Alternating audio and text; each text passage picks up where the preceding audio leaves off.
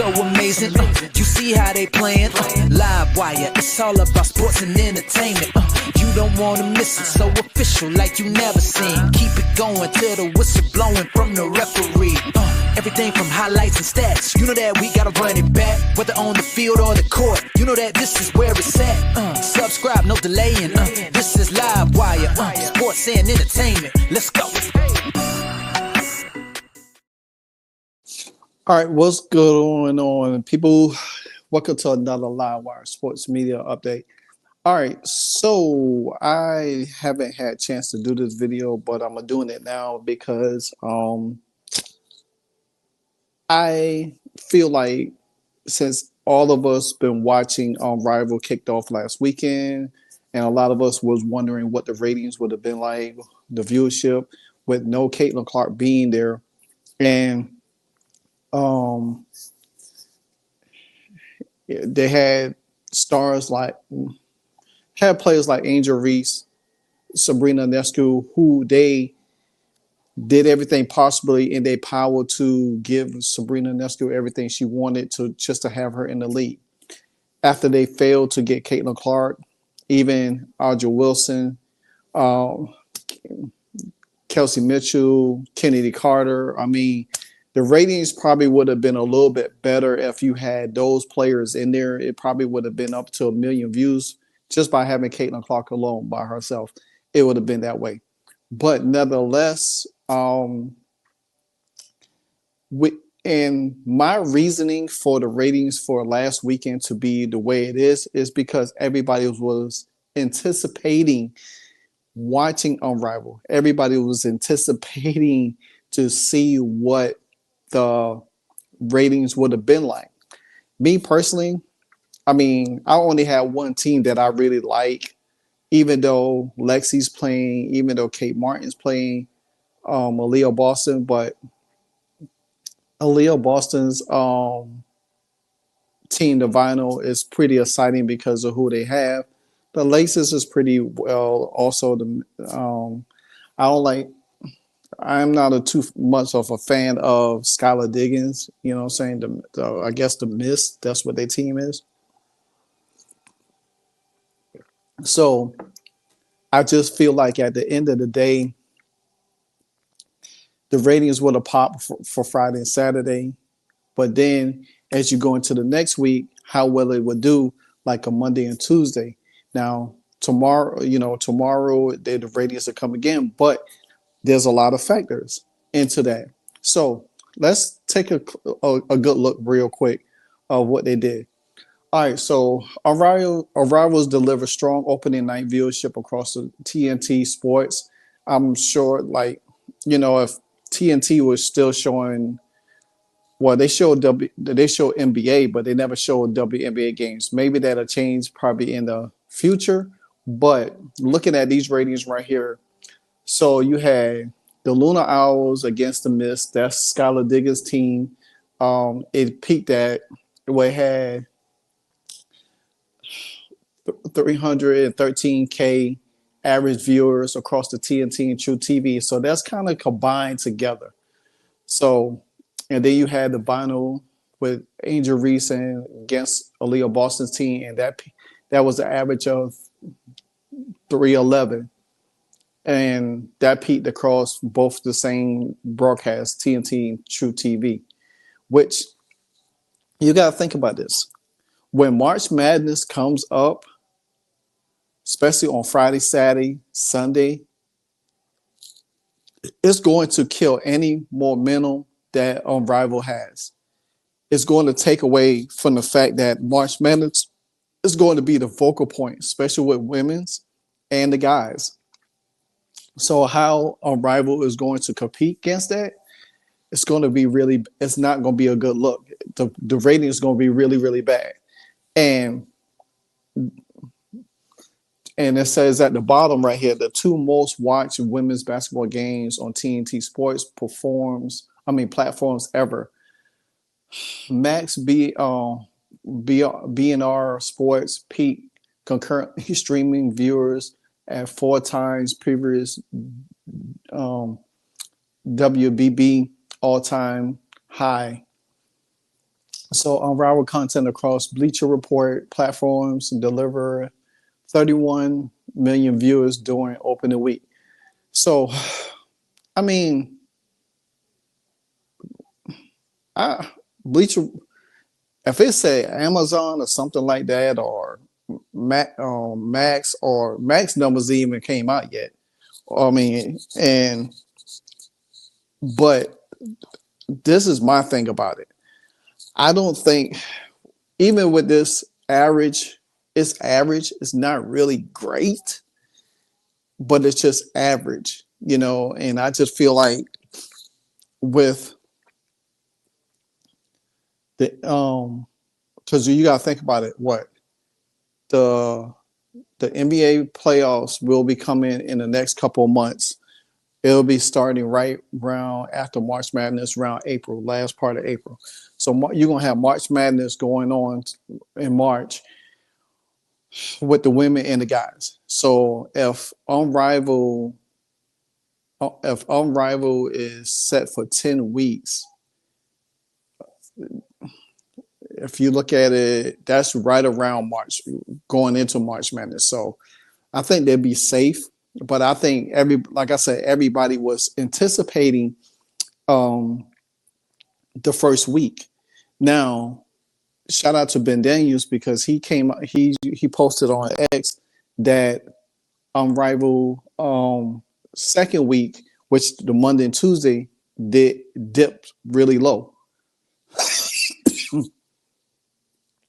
So Unrivaled Saturday afternoon platform versus the Phantom and the Laces only did one 112K viewers.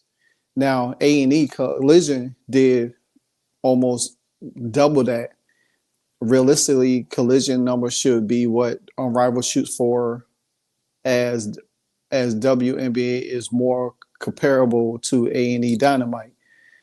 And then Unrivaled on Monday night with the Vinyl and the Phantom, they only did 190K in viewers, and then the Laces versus the Miss only did 120K. Now again, that's bad. That's almost a double a double dip from the previous week going into that week. The thing about it is that yeah, Unrivaled went out and spent all of this money. They got all these investors, and if this viewership doesn't pick up to where it was last weekend when the league kicked off, and if it stays on this course right here, that's bad business. That's going to be bad business for Unrivaled, because the fact of the matter is nobody's going to be tuned in. You're going to have people like content creators probably going to look at it for a little bit and just to see what it is, just to give a report or whatever. Me personally, I go in and out of it. I don't sit there and try to watch it. Like I said, I'll watch the vinyl if they're playing because I want to see what Leo Boston does. I like Enrique. I like Ryan Howard. I like D. Erica Hamby. I like that group of people. And I might, since free agency, the Satu Sabali situation, I kind of try to watch, see what she does and see how she performs. But everybody else, I really don't, it's not really made for me to watch.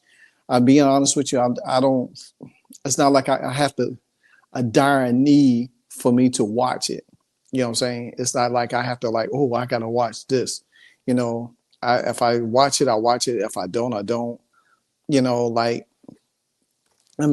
have other content to create besides that. I just don't pay attention. I got the NFL football coming up with my Commanders and with Patrick Mahomes and Josh Allen. So all of those games is going to be on Sunday. I don't think that Unrivaled is going to outbeat them unless they play ahead of them. But if they get caught in that window, you're not going to see it. Then you got college basketball on the weekend as well. So I don't know per se that Unrivaled is going to. I say it's not a sinking ship, but it's steady. It's kind of just steady right now. because the fact of the matter is that it's so much money tied in this new league, and they want this new league to succeed so hard. That's why they was so hard pitched to recruit Caitlin Clark. And when Caitlin Clark refused, they went to Sabrina Ionescu because they couldn't get Caitlin and they couldn't get Asia Wilson. So now they went to Sabrina. But Sabrina was like, I don't even care about winning. So if you having that attitude and you just playing and you like, I don't care about winning, then guess what? That's going to leave you. People are not going to care to watch too much. Then you already see Dejanay Carrington, her antics already started, and people going to get turned off because guess what they're going to do? That's going to remind people of the WNBA, of what she's doing. Unrivaled is supposed to be a free flowing league where you run up and down, you shoot a bunch of threes, you cut to the basket, and whatever the case may be, and you see the same non-existent fundamentals that's in Unrivaled is that they can't still make layups. With all this great opportunity, all these coaches they have down there, all these trainers they supposed to have, all of this stuff, and none of them can still make layups. They still missing layups. They still take bad shots. Angel Reese still can't make layups. She's still getting her rebounds. And they trying to make it look like this league is thriving without Caitlin Clark. She's trying to be the spokesperson for Unrivaled, trying to talk about, well, hey, no, you better get in now because there ain't gonna be no room. I mean, you shouldn't be no room anyway. And this is where I go back to what I had said early last year when Unrivaled first was announced, and they was talking about it because of the keep all the players from going overseas to make money, and they can make money in Unrivaled, get paid a little bit more, or whatever the case may be. And some people think that it was going to rival the WNBA. That is never going to happen. Unrivaled would never, ever, ever in life shut down the WNBA because the WNBA is backed by the NBA. So therefore, it's always going to have a leg to stand on. If the WNBA was its own entity, then I would look at it in a whole different light and say, hey, it might have a chance. But the format is totally different. So therefore, nobody's going to want to play 3-on-3 for the rest of their life. I'm sorry. It's just not going. Nobody wants to do that. And then you look at the players. They're not really playing. I mean, they playing, but they're not really all out playing like it was with if you play 505. So I don't see this as a win-win situation right here. I mean, here's some other numbers, saying between the 825 and the 944 mark on TNT, where it's averaging that. It's not even average 1 million views. That's how bad it is. Especially that was the first game with the Vinyl and the Phantom. That was on a couple of days ago. And then you look at the Laces versus the Miss, same thing. The